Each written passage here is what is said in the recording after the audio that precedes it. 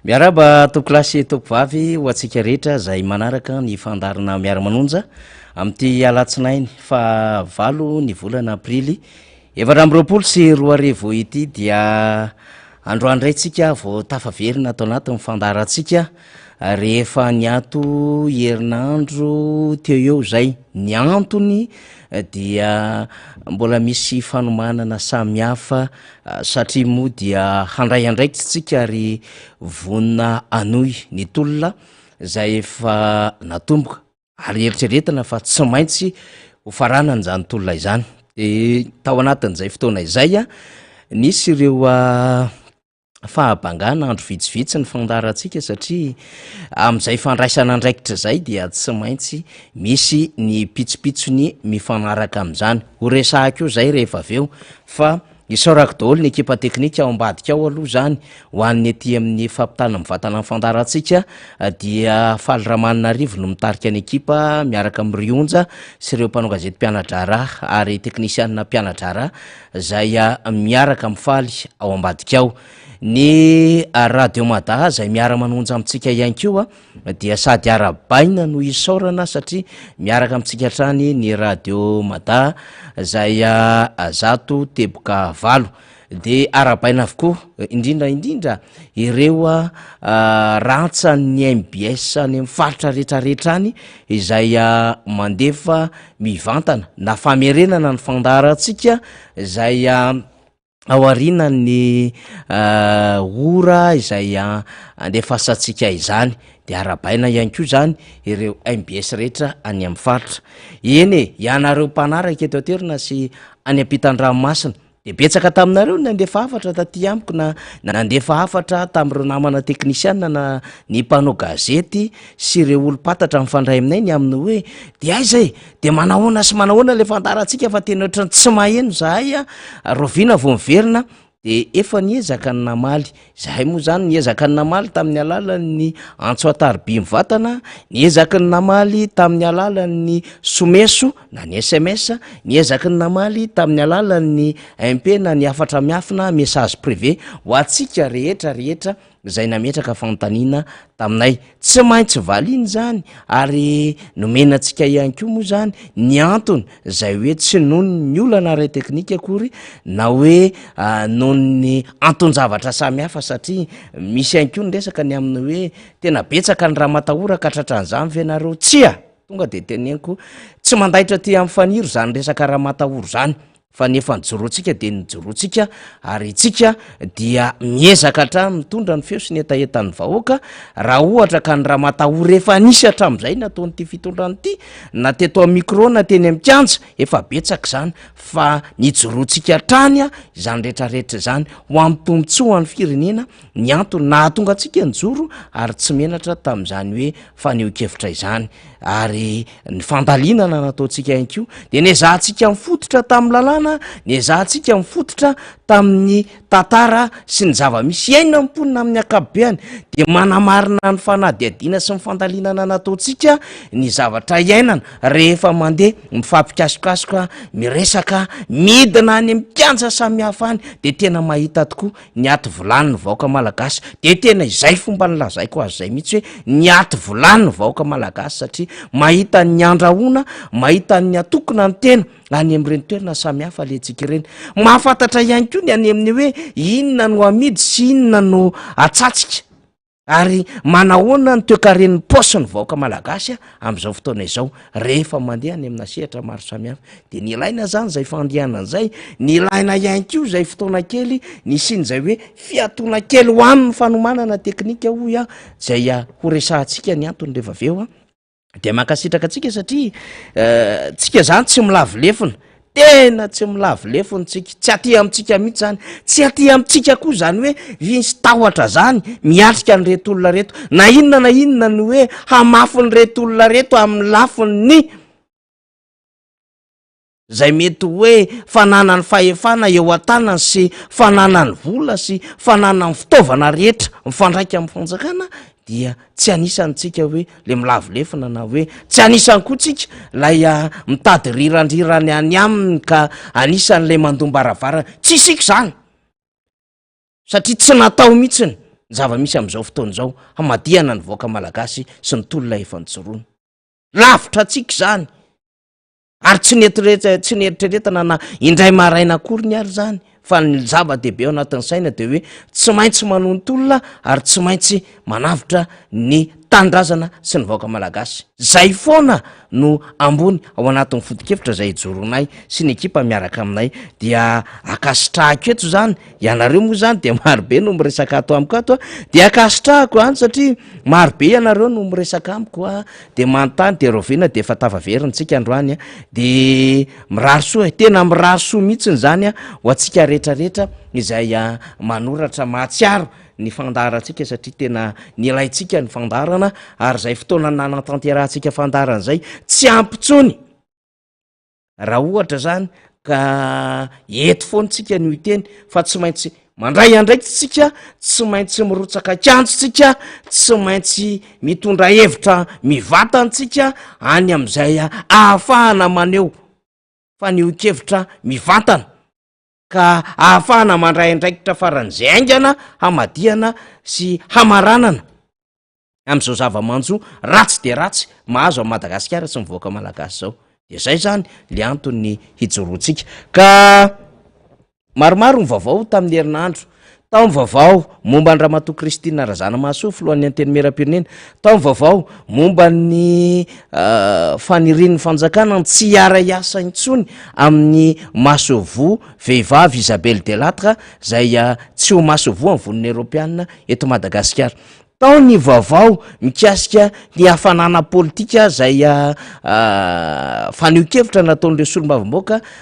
miaradia amin'ny fitondrana eny anivon'ny anteny meram-pirenena tokony tondrana fanadiadiana teo ny vaovao amin'ny olana ara-tsosialy amin'ny fitokonany tsy fitokonany eroa mikasika indrindra ny tsy fahafaliana momba ny orinasa jirama teo ny vaovao momba ny Madagascar Airlines teo ny vaovao zay hafanana politika mihitsy raha zay ny etsika hiresahana azy ny am'izay mety hoe faneo-kevitra ny am'izay mety hoe fijoroany etsero ny am'izay mety hoe fahasahina mametraka ny amin'ny hoe ho fiarovana nyty firenetsika ity ka ahitana fahasarotana amin'ny lafin-zavatra maro io zany de tokony ny resaka ireny rehetrarehetra ireny isika kanefa moa ho iaho ambarako tsy afaka nanantanteraka izany isika noho ny antony pitsopitsy maro samihafa na zany aza nefa dia am'ty androany ity rehefa nisokatra tamin'ny fahafito amby roapolo ny volana marsa ny fametrahana ny taratasy firotsahako fidiana ho amin'ny fifidianana solombavam-baoaka dia hifarana androany fahavalo ny volana aprily zany ny fametrahana izany antota taratasy izany de akasitrahako manokana ny namana mpiara-miasa faly Ramananarivo zany fa maromaro ireo kandida atsika eo anivon'ny firaisakina Madagasikara ho malagasy no hoe fa nametraka ny antota taratasy firotsahako fidiana ka raha misy ny firotsaham-bavao maro samihafa namana faly Ramananarivo dia everitsika zany fa tsara ho taterina mivatana ho an'ny mpanaraka amin'ny fandarantsika zany ny teto moa zany zay ny namana faly no antenaiko andefa azy de ny vaovao mafana zany dia hitatsika amin'ny sary ny kandidata etsy amin'ny distrika Natsimondrano zay nahazo izay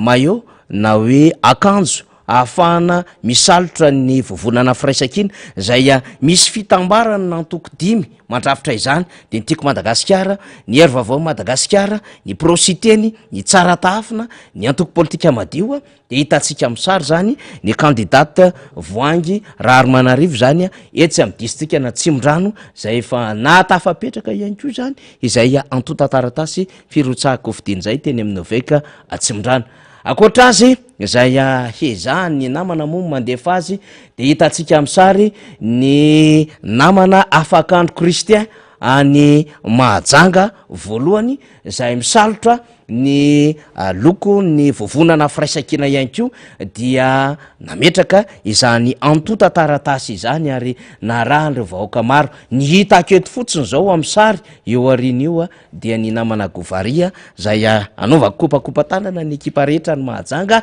misy andry Govary sy ny ekipa rehetra zay manamafy ny vovonana firaisakina efa nahatafapetraka ny azy anko ny solombamoaka ny Madagasikara tetsy amin'ny boribory tany fahadimy fetra Rahalamo Zafimbololona zay hitatsika amin'ny sary tetsy amin'ny oveka ny boribory tany fahadimy nanisana ny député fetra no nametraka ny antota taratasiny ary pray liste aminy ao anatin'ny listra faharoa satria miady larana solombavam-boaka roa moa zany boribory tany fahadimy zany dia ny ministra ny solombavam-boaka ary ny ben'ny tanàna teo aloha Jirivo Randrianarsoa zany no miaraka amin'ny député fetra arak'izao hitatsika amin'ny sary izao. Akoatr'izay anko dia anisany efa nahatafapetraka tamin'ny herinandro iny ny solombavam-boaka ny Madagasikara voafidy tao amin'ny boribory tany fahatelo zay nomeny teonivony vovonana firaisankina fahatokisana zany hitarika izay firaisankina zay ho amin'ny boribory tany fahatelo dia fian'ny Rahalamba Manana zay no hitarika ny listra de listra miaraka amin'ny ao i Jocelyn Willy na i Chief araka ny fahafantarany rehetra avy na inaina Chief araka ny fahafantarany rehetra azy zay mifampitakosona eny amin'ny base eny na eny amin'ny fototra eny amin'ny vahoaka eny dia député fian'ny Rahalamba Manana zany sy naina Chief zany no iaraka amin'reto andriambavilanitra roa ireto zay hitatsika amin'ny sary zay ampisolo-toerana ao anatin'izany listra firaisankina boribory tany fahatelo izany. Ny hitatsika amin'ny sary eto indray dia ny boribory tany fahaenina zay efa nahatafapetraka ihany ko tamin'ny faran'ny herinandro teo avokoa zany rehetrarehetra izany dia eo zany ny solombavam-boaka ny Madagasikara Bokosy Toditsoa Andriamampandry etsy amin'ny boribory tany fahaenina de ny pray liste aminy moa zany dia hitatsika miravaka amin'ny sary izao fa zany tsikitsika aorianany député Bokosy zany ary ravolana pikabary ao kory Rabe Milolo de misy namana anankiray mahafinaritra be moa zany satria ohatry miverika eny fitadidiny le anarana atao amiko ato de rehefa tadidiko eo le izy nahita amin'ny faly izy de averina kely aty amiko hoe ny pray liste amin'ny député Toditsoa zany zay nametraka ny antota taratasy tamin'ny faran'ny herinandro teo ny boribory tany fahaenina zay. Ny boribory tany voalohany dia hitatsika ao anatin'ny listra firaisankina ihany koa dia ny solombavam-boaka ny Madagasikara Ianitra Razafimanatsoa zany zay nametraka izany tamin'ny faran'ny herinandro teo ihany ko de hitatsika mijoro zany zao azo antoka fa mandatery zany dia ny distime Maefa no eo akaikiny zay hita amin'ny sary ria akavanana avary amin'ny sary moa zany izy no akavia izy avy aty amin'ny sary moa zany fa raha am'zareo mipetraka le izy de ary akavanany ny maître Ianitra zany sy ireo namana mpiara-mitolona marobe zany boribory tany voalohany zay ny amin'ny hoe efa tafapetraka zany tamin'ny faran'ny herinandro lasa teo de androany ihany koa zany ny député Anambanivolo Rodin Rahotomanjato miaraka amin'ny ekipa etsy Arivomamo dia nametraka ny antota taratasy firotsahako fidiny miaraka amin'ireo mpiara-miasa aminy de miaraka amin'le satroka avany itasy le satroka ahafantarana ny imamo sy ny ala tapi io tsy misaraka amin'ny député Anambanivolo io dia ny député Rodin zany tamin'ity androany ity no tafapetraka izany antota taratasy izany. Raha ohatra mbola misy de arosiny namana eny ara de misaotra mifaly ny député Bokosy Rastany ihany koa zany de nametraka ny antota taratasy ny tamin'ny faran'ny herinandro teo teny amin'ny ovaiky ny boribory tany faharoa zao hitatsika amin'ny sary zao vonona daholo ny rehetra ary tsy ny eto Antananarivo fa ny any amin'ny faritra ihany koa satria misy ny nanolorana an'ireo kandida tany Vakina Karatra tany Fianaratsoa tany Toliara tany ary ireo misarotra n'izany lokony ny vovonana firaisankina tany amin'ny faritra avaratry ny nosy zany ihany koa de efa miezaka mametraka azy de nefa voamaraina be de efa nametraka ihany koa ny ataoko hoe voamaraina be zany raha nisokatra ny fahafito amby roapolo volana martsa ny fametsahana ny taratasy firotsahako fidina de ny ampitsony iny de efa nametraka koa Andriamosa Avitraina zany na Iavitra ben'ny tanàna ny Sabotsy Namena teo aloha zany de tena composition be ny tanàna indray no nandrafetany zokobe namana iavitra azy satria ny lisitra faharoa miaraka amin'ny ao a dia be ny tanàna bogosy jimirandretso zany zay voafidy tetsy amin'ny tanàna nalasora de miaraka amin'ny eo zany a dia ny lisitra zay mbola miaraka amin'ny eo a dia anisan' zany a io hitantsika io paster lazasoa zay be ny tanàna nambotra biby ary miaraka amin'eo ianko de iaja roel arson zay be ny tanàna nanjevagara izy efatra ralareo zany zay composition anamera avany amin'ny asy be zany roroa avy no mandrafitra ny lisitra navaradrano zany ary nametraka vo maraina be o ia satria ny ampitso my fahavalo am'roapolo ny volana maritra de efa nametraka ny antota-taratasiny izy ireo de misy miresaka ty amitsika de anaovana kokoa aloha zany ikely zany RGA zay manaraka mifandaratsika any ampitan-dranomasina any any Orléans any de anaovana kokoa mahafinaritra be kely satria ao anatintsika mitondra mifandarana de mitondra fanehoan-keviny ihany ko kely iny amin'ny hoe firaisakiny ty ary de tena manohana ny candidat ny firaisakina rehetra Jonas Eleonore ndray zany Joas Eleonore ndray zany no azotsika sary manaraka candidat ny firaisakina any Vangaindrano zay ndray zany ty hitatsika amin'ny sary ety a de ry zany a ny hitako aloha zany any sary i Damas zao io amin'ny sary io io manao polo fotsifotsy io de solombavim-boaka ny Madagasikara tsy mena amin'ny teny zany ary andrembavy lanitra nisan'ny sarotony sy masika amin'ny fampiaran-dalàna efa ministry mponina sy efa ministry ny tanora sy ny fanotanjahanteny raha sy diso efa ministry mponina angam Joas Eleonore zay ihany ko zany zay hitantsika amin'ny sary zao ary solombavim-boaka ny Madagasikara navita ary nitondra ny adidiny zany tao anatiny zany tolona zay niarovana ny Madagasikara ary mbola hamerenana ny fanjakana tan-dalàna izany dia anisan' zany hoy misalotra ny vovonana firaisakiny mirosy antsika faly de ato am'izay ny aty tanàna ty satria zay le antony tsy nateo tamin'ny herinandro iny zay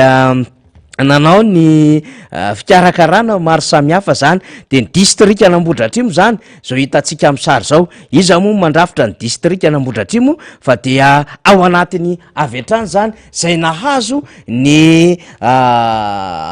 fatokisana koa avy amin'ny vovonana firaisakina fohy be zany dia tarihany solombavim-boaka ny Madagasikara Mambra Benirina zay efa fantatry ny rehetra fa raha nisy ny joro voalohany teo amin'ny sapanany Ambotry Manjaka tsy nanaiky ny fanotofana tany ary niaraka ny vahoaka ny Ambotry Manjaka zay ao anatin'ny distrika Anambohidratrimo dia anisan'ny Mambra Benirina zany voalohany hoy anisan'ny Mambra Benirina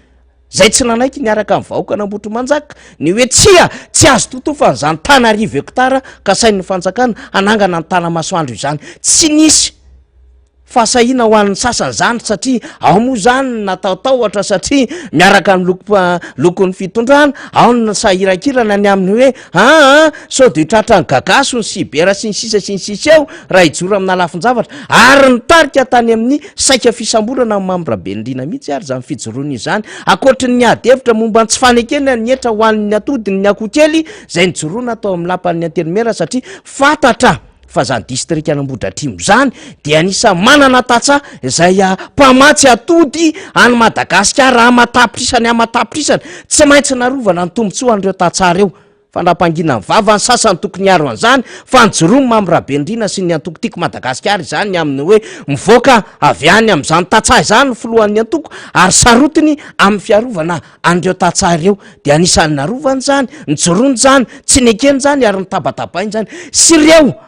andiny talàna marobe nahafahana zany niaro an'ty Madagasikara ty sy ny fijoroana tamin'ireo hetsika maro samihafa amin'ny zay fampanjakana ny demokrasia sy ny fahalalahana izay de mbola nahazo izay fitokisana izay ny solombavim-boaka ny Madagasikara ty resako ty de tena mpanetretena tokoa mpanetretena satria ny tenako fanirina zafy manantany zay miaraka amitsika isan'andro atao anaty fandarina miara-manonja no prime ministre amin'ny Mambra Benirina zay lisitra faharoa ao anatin' zany vovonana firaisakina Ambohidratrimo izany iza moa ny tena fa dia araky ny efa fantatrareo isan'andro lay mamaky batsilana ny zavatra tsy mety ataon'ny fanjakana, lay manam-pasahina mijoro atrany am'ireo fandikan-dalàna, fantsahana lalàna, fanolanana lalàna ataon'izao fitondram-panjakana rehetra izao. Lay olona izay tsy menatra mijoro eny akanja satria na inona hetsika nataon'ny antokotiko Madagasikara sy ireo RMDM na ny vondrona hafa nandritry n'izay fanoerana 5 taona garangidiny nataon'ity fanjakana ty ary talohan'izay ary dia hatrany hatrany de lolarana miaraka an'ireo namana solom-bavim-baoka, miaraka an'ireo namana mpiara-mitolona teo anivon'ny RMDM ampanetrentena hoy no resahako izany ary tena zanaka Marivatana no miteny sy miresaka amintsika. Ny atao hoe Marivatana manko de distrika Anambohidratrimo. Ny ao anatin'izay lisitra zay akoatra ny Mambrabendrina sy ny tenako zany de eo ihany koa colonel Ramiljaune Luc André, iza moa colonel Ramiljaune lay anisany nogadrainy zao fitondrany zao tamin'ny taona 20 lay tsy nanaiky teo anivon'ny tafika malagasy ary rehefa tsy nety zany fanonganam-panjakana zany de nijoroany miaramila zany ary tsy miaramila raina roa fa maro no nijoro tamin'izany, misy général izy ireo, misy colonel izy ireo ary misy avy amina nanana ny galona hafa zany fa nijoro am'izany victime an'izao fanjakana izao indrindra amin'ny fanonganam-panjakana Andriamatoa zay mitatana n'ity fireneny ity dia anisany miray lisitra amintsika zany colonel Ramiljaune Luc zay eny amin'ny commune Mananjara zay tsy lavitra zany hoe eo ampita amin'ny Mahitsy zany no misy n'izany commune Mananjara zany dia ao zany ny toerana zay niaviany zany colonel Ramiljaune Luc zany. Mbola manontolona na de azo lazaina fa tsy ao anatin'ny kareran'ny asany aza dia mbola manontolona ho an'ity Madagasikara mamitsika ity zany ny colonel Ramiljaune Luc zany ary mamarana ao anatin'ilay lisitra Anambohidratrimo dia Ranjato Arvelo Faramalala zay magroista satria nanomboka ny taona 20 nanoerana an'ilay fanonganam-panjakana ny Andry Rajoelina ka niantsona ny vahoaka teny Avlo na tonga ny teny Ambojatovo ary nandehanana teny amin'ny Magro Akorondrano sy nakeny Beoririka de teo hatrany zany vehivavy tiako Madagasikara izany ary tena misy olo tena ny vehivavy satria raha raisitsika dia 5 taona zay ny tolona nanoerana n'ilay fanjakana zay tsy manara-dalàna ary tsy araky ny lalam-panorenana nanonga-panjakana nanolana lalàna kanefa dia tsy napempotra zany mijoro ao anatin'izany lisitra ao anatin'ny firaisan-kiny Nambohidratrimo zany ireo zay ao anatin'izany tena mpitolona ary tena ao anatin'izany tena hoe hitahiry ny Madagasikara ho an'ny malagasy izany. Zay ho an'ny distrika Anambohidratrimo fa mbola resahana amin'ny fotoana rehetra moa zany rehefa tonga amin'ny fotoana fa ho an'ny Toliara voalohany dia efa nahatafapetraky ny azy ihany koa zany ny vovonana firaisan-kina any Toliara voalohany de ny mandatera hitantsika amin'ny sary izao frérot Ralay vahiny no na i Lomnoir no solitena ny présidensité ny Randriana Soloneko nametraka an'izay antota taratasy firotsahako fidina izay de hitantsika amin'ny sary zao fa vonimbonina Toliary zay ao anatiny io isika ny fanomanana zany izay firotsahako fidina izay de ny prime listre moa zany dia efa hitantsika tamin'ny sary zao fa nisy olo-mavimoaka ny Madagasikara ihany koa efa nametraka ny antota taratasiny ary anisany efa nampisehon'ny fahavononana ihany koa zany dia député Rabeky Jana Solofiery na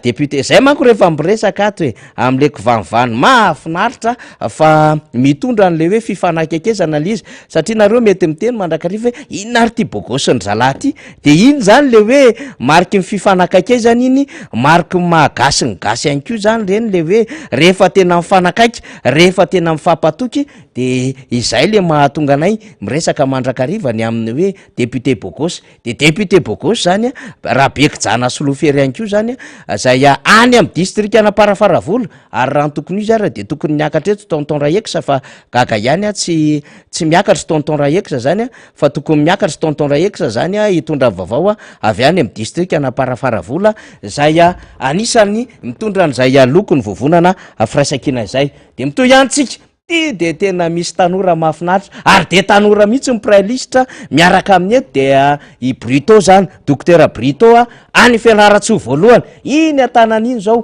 adikan'lay oveka zay solotena ny oveka ny Fianaratsoa ny mandana ny attestation d'investiture marimarina kokoa zany avy amin'ny vovonana firaisakina zay tarihany dokotera Brito Fianaratsoa atsika ny Fianaratsoa zany de fatatsika avao zany fa ao dokotera Brito zany de io akaikiny io tiana rasy lofony iriny pitarika ny jeune team zany ary anisan'ny tena mafanafo mihitsy de mirailisitra miaraka amin'ny dokotera Brito zany ny namatsika tiana rasy lofondrina zany de mahafinaritra tsika faly foana satria mandray andraikitra amin'ny tanora mijoro ary tena mitondra an'izay anjara biriky lehibe ho an'ny tanindrazana izay de mahafinaritra mahita fa mbola eo daholo ny ekipa zany amin'ny ao Fianaratsoa de arabainareo amin'ny Fianaratsoa ihany aloha zany amin'izay faneho-kevitra sy fahasahina mijoro miatrika ny rehetrarehetra izay omeo kely fotsiny afaly omeo kely fotsiny satria somary tsy anana kely le repera district ho anseny oveka zany zao dia nahatafapetraka ny azy any ko zany ny antony mahatonga kely miteny Port Berger Bourgine zany ny avy amin'ny vovonana firaisakina satria saika nafangaroko am'le anankiray kely teo zany zay de fa mametraka ny azy any ko zany ny ekipa any amin'iny faritra Port Berger iza moa zany fa rehefa mandeha tsika makany amin'iny faritra avaratry ny nosy iny tsy maintsy mandalo eo mampoko ny Port Berger na Bourgine zany eto ihany ko satria tokony resahantsika tamin'ny herinandro ny rivo-doza Gamane sy ny fiatraikany ny voina zay napetraky Gamanina zany de akairezantsika reo namana marobe any amin'iny faritra avaratra sy avalatra andrefa ny nosy iny raha tsisy faly ve sa mbola mitoy sa mbola mitoy sa mbola mitoy tolanaro ty tonga de hitako eto mihitsy zafinandro perle ty ny zafinandro perle ndray ny firaisakina Madagasikara ho amin'ny malagasy zay any Faradofay na tolanaro zany de vao nahazo an'ilay mandat tamin'ny herinandro de avy hatrany de tonga de nitodito tany Faradofay zany ny solomamoaka ny Madagasikara zafinandro perle zany miaraka amin'ny ekipa mpiaradia aminy nametraka ny antota-taratasy akairezitsika daholo raha misy sary mirotsaka eo namana faly Ramananarivo de arotsay zay sary mirotsaka izay fa de tena hoetitsika ato anatin'ny fandarana zay satria mbola misy namana zay mbola tokony androtsaka ny antota-taratasiny zany ao anatin'ity fifidianana solombavambaoka ity zany miandrotsika ny any Kazobe manahoana ny fandrotsahana taratasy firotsahako fidina ny pasteur Ravelona Nosy Mamotina miandrotsika ny any Anjorobe mino afa efa tafapetraka ny Anjokobe edy zay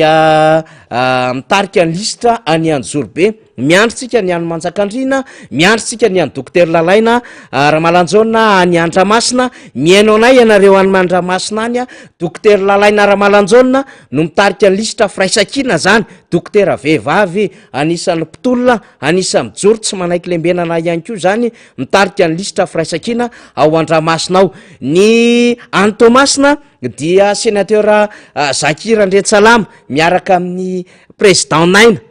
président Naina de kopakopa tanana miaraka ny Voice Blandine ny ekipa rehetrarehetra sy ny jeune ao Tomasina ao de anaovana kopakopa tanana ianareo zay maray somare amin'ity fandaharan'ity ny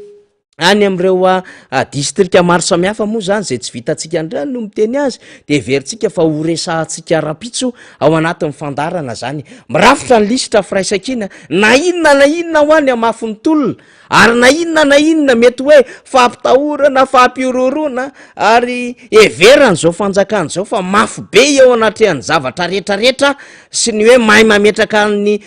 tetikadina ny stratégie na mihevitra ny sasany fa strateze de tsika koa tsy avo lefina ary tsika ko manana ny stratezia hatrany hatrany eo anatrehan'ny zava-misy ary miditra ao anatin'izay voie légal zay ihany koa tsika ao anatin'ny élection de proximité na fifidianana manakaiky vahoaka de fifidianana solomavam-baoaka zany izany indrindra no amerimerenana hatrany hatrany zany ny faneho-kevitra zay entin'ny filoha mpiara-mitatana ny vovonana firaisakina de ny filoha marikaravalmanana zany tany fianaratsotany zay mbola nametrapetraka tsara mihitsy ny am mahazava-dehibe am'ty fifidianany ty ary nanolorana an'ireo kandida amin'ny firaisakina tenda kandida solombavam-bahoaka arak'izay anaran'izay fa tsy kandida solom-bavana toko de mangina rehefa misy ny tsy fahazon'ny vahoaka rano mangina rehefa tsy misy ny fahazon'ny vahoaka jiro ary mangina eo anatrehan'ny fiakarany vidim-piainana mangina eo anatrehan'ny kolokolo samihafa eo anatrehan'ireo fanodikodonam-bola mpanjakana samihafa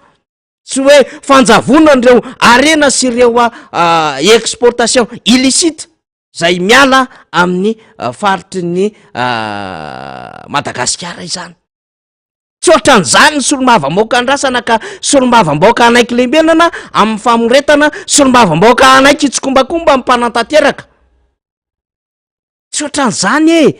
fa solombava-bahoaka isahijoro amin'ny lafiny rehetra ary indrindra mahay an'ilay asany solombava-bahoaka fa tsy hoe mikarakara tournois baolina kitrery ianao fa tsy hoe mizara kovety ery ianao fa tsy hoe mizarazara kely jiro ery ianao na mety mieritreritra ianao fa mandeha mampimampirevolona de zay natao hoe solombava-bahoaka mba hanakomanao mitare sy ny maso sy ny vava-mivoaka tsy hiteny eo anatrehan'ny fahoriana mahazo azy sy tena famitena n'ty Madagasikara ty de hoe ianao zany ny favori de ianao zany ny tena akaiky vahoaka tsy ohatran'izany fa tena hiaro amin'ny vahoaka amin'ny seritry ny lalàna rehetra mihitsy hiaro amin'ny vahoaka amin'ny tena hananany zany tanindrazana zay madio mangatsakatsaka azy tsy hifamatorana amin'ny vahiny zany azy tsy hifampidirana amin'ny vahiny zany ary tsy hifanaovana firaisana tsokombakomba na amin'iza na amin'iza zay nambarako teo zay ny amin'ny hoe nisy olona nijory voalohany rehefa nisy fikasana nototra namotro manjaka asana solom-bavam-bahoaka zany tsy manaiky zany satria misy vahoaka ao anatin'izany commune zany ary tsy ambotro manjaka rery ohatra raha iverenana ny tantara 724 roapolo sy 4 raiky amby 24 voakasika zany tany ampangabe tonga hatrany fedanina sy ny rehetrarehetra tany izany no asako avana de adinitsika ny am'ireo mieritreritra fa mbola hiverina indray hisolovavan'le vahoaka fa tena afo ia ty fifidianany ty tsy mitovy amin'ny fifidianana rehetra tam'izay fa raha nitolona sika tamin'ny 5 taona voalohany igny de mbola no nitolontsika ary memafy nitolona satria tena hiaro am'ty Madagasikara ty isika nilay tsy aivona ve fa amina miliara ny karamany dezevaza ao amin'ny air Madagasikara io isika no miteny am'izany eto amin'ny fandarantsika tsy rariny tsy akasitrany zany mbola ao amin'ny district an'Ambohidratrimo misy an'izany commune Ivato misy an'izany air Madagasikara izany fa vadiny Madagasikara zany rehefa midina amin'ny abakabaka fa zany nga azon'ny mpomba ny fitondrana resahana hoe tsy mety io mambotry vahoaka io mamotika firenena io tsy teo voaraka avy hatrany mahazo fangataham-panazavana avy hatrany na mety mahazo fandrahonana avy any amin'ny atoko raha mini miteniteny an'izany fa itsika no miteny an'izany satria mahafantatra tsika fa manantsika an'ilay vahoaka rovana ary zay ny antony manokana izafa nirazafo manantany raha ohatra ka naka fanapahan-kevitra ny amin'ny hoe hirotsaka hovidiana fifidianana solombavam-bahoaka ary irailisitra amin'ny député mambrabaindrina de ozy aho hoe tsy ampitsony ny faneho-kevitra eto amin'ny micro tsy ampitsony ny fanadiadiana sy ny fandaliana ny eto amin'ny fandarantsika fa tsy maintsy mirotsaka mandray andraikitra tsika ary hosa hiatrika an'reto olo reto raisiko ny toromarika avy any filomarikaravalo manana hoe aza velan-jaka tokana reto fanjakany reto ary marony zany fa raha manjaka tokany reo raha reo no mbola mife amin'ny fitantanana rehetra miainga avy any amin'ny androm-panjakany ny institution sy ny pouvoir rehetrarehetra hikitikitika ny lalàna sy izay mety ho fahefana rehetra eo ampelantanana ka feno de feno izany de mahavita zavatra tsy takatry ny saina ombe ty firenentsika ity de miala eto amin'ny micro zany tsika de miditra mandray andraikitra ihany ko hariaka n'le andraikitra tena anivony zany anteneram-pirenena zany tsy ampitsono ia efa fandraisana andraikitra lehibe miary vahoaka misolo vava ny vahoaka ihany to mifandarantony amin'ny onjam-peo zay ataonay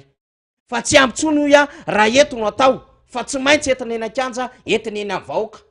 ary zany no ifampiresana amin'ny vahoaka eny fotony indrindra ao anatin'izany distrika Nambohidratrimo zany eto no anararotako amintsika satria marobe anareo no nahita n'izay fametrahana ny taratasy firotsako vidinana izay dia manoratra amin'ny MP Faniry Razafy ny compte Facebook dia misy ihany koa zany ny pejy Mambra Benirina zay efa misokatra amin'izao fotoana zao ahafahanareo zany zay mahafantatra ny vaovao momba ny candidat Fraisakina tary amin'ny Mambra Benirina amin'ny distrika Nambohidratrimo fa mary aminareo koa no manontany te hafantatra ny vaovao hoe inona ny toany de ahoana ny ataonay fa zay te hanohana zay te hanampy dia omeko eto zany laharany tarby 034 76 624 40 averiko 034 76 624 40 laharany tarby ahafahantsika mifandray aloha zany mandamy manotoy an'ny asa ao anatin'izany distrika Nambohidratrimo zany fa iverena kely goavana ny faneho-kevitra izay miainga avany fianaratsoa ny entin'ny filoham-piaran-tantana vovonina Fraisakina filoha Marc Ravalomanana filohan'ny antoko tiako Madagasikara ny antony mahatonga atsika hiarika izao fifidianana zao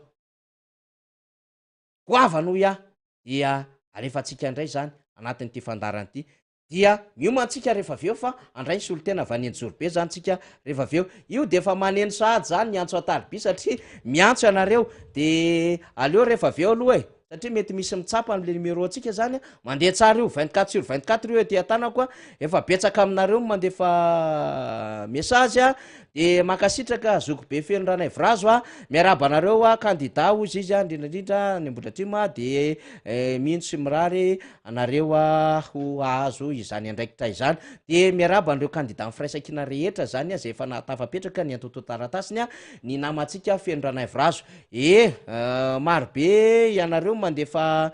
message ato amiko ato de rehefa aveo vao tena afaka miresaka zany fa eo ny am'raika hatramin'ny telo mbola atao anatin'ny fandarana miomanareo any Anjorobe fa hiteny aminareo ihany inalson na inalson Mandela rehefa aveo fa enotsika aloha ny afatra avy any amin'ny filoha Marc Ravalomanana de verina atao anatin'ny fandarana indray ny tenako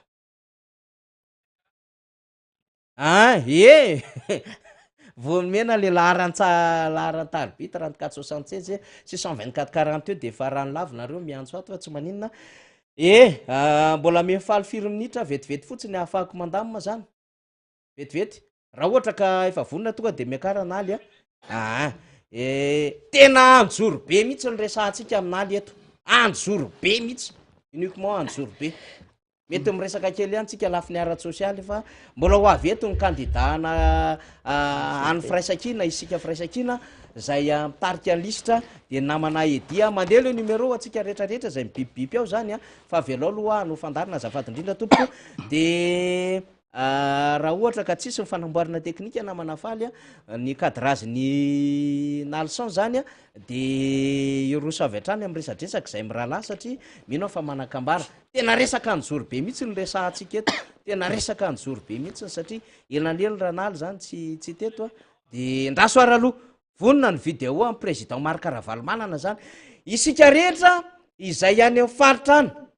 naiza misy atsika zany distrika misy atsika na lavitra na kaikikaiky misy ny renivohitra zany fa mare anty faneho-kevitry ny filoha Marc Ravalomanana anty de raiso ny toromarika avy any amin'ny filoha Marc Ravalomanana zay mpitarika ny vovonana Fraisakina raiso ny toromarika fa zava-dehibe zay hoentsika atao anatin'ny fandarantsika dahoara namana teknisianina potika ny firenena ankehitriny raha vatao anatin'ny 12 taona ny fiaretana sy rena orona tao anatiny taona maro tsy afaka nitazam-potsiny izao faravana sy fampoteana izao isika fa tsy maintsy hitsangana ho fanarenana ny firenena sy ny hoavin'ny taranaka hoy ny filoham-piara-mitantana ny vovonana Fraisakina Marc Ravalomanana teto fianarantsoa fanto koa satria dia na eo azy amin'ny fahasairanana ny fahalavona maro vokatry ny fahantrana lalina tena sahirana ianareo maro ianareo avy aty Moronmania sy Matsiatrambony no mahatsapa fa tena diso lalana voafitaka 5 taona lasy zay tsy zao ny nampanantenana anay tsy zao ny fanarahany jereo ty mahazo ny firenena n'izao fotoana zao za masy laza taminy aza matatra ho ainareo zay firaisankina misokatra ary tsy mijery ny lasa any zay fa ny am'izao fotoana zao sy ny hoavy ny tena jerevantsika anarenana ty fireneny ty hoy aminareo hoe mafy maheno an'izany potika eo anatin'ny 5 taona ny firenentsika ary raha mitoy zao araka le kabarana ataon'ny solotenanareo tory député mbola zavatoza satria amintsika miresaky zao dia tapaka tanteraka indray ny fifanarahana amin'ny union européenne tsy zavatra manjary andeha misy angeto hoe raha tsy misy aloha ny stabilité zany atao hoe stabilité politique zany a mirahina tsara daolo ny olo rehetra tsy voy zao tsy voy zao ianareo ny malalan'izany mirahina aloha mirahina fotsiny aloha dia avy eo miavana fa samy voky efa samy mandeha amin'ny lalana dia miavana ho azy zao fampilonjononjo be manao didiky felehibe ny any fomba mba hahafahany manampimbavany olona mitabataba dia fanagadrana fisamborana ary indrindraindrindra ny famakina batsilana ny zahatra nytretra ary tsy mifidy izy na olo-tsotra na olon'andriamanitra na nizy anizy dia tonga dia zay daholo fantatra zareo a ny atsojay tokony atao sanazy ny fahefana am'izao fotoana zao tsy maintsy mezaka ary sika azahoana ny fahefana io azo tsika io fa zay mataritra mareo minonareo tsy vizao any nanao politika tsy manary tika an'izany tsika fa mitrakana reo miraisa ina fa vitatsika manarina ty fireneny ty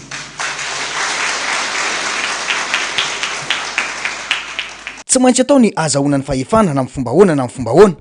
mba azahoana manarina ny fahavoazana mitaiky firaisankina nefa izany ho iatrany ny fanazavana tsy misy ny fijerenany faritra misy anareo aty tsy misy raha mandalo eny andalana eny a dia miasa amin'ny tenany mihitsy le olona na eto aminareo automatsiatra tsy mba misy fanampina tsisy fiaraha miasa avy amindrareo toadrano ny lalana nisy fianarana ankizy ny tena loza satria tia nobajo dolo reo zanakytsika ireo tsy misy ny fijerena ny vahoaka malagasy manjaka tanteraka ny raha matahora sy ny fampidirana amponja ireo zay mba ireo zay tsy mitovy hevitra aminy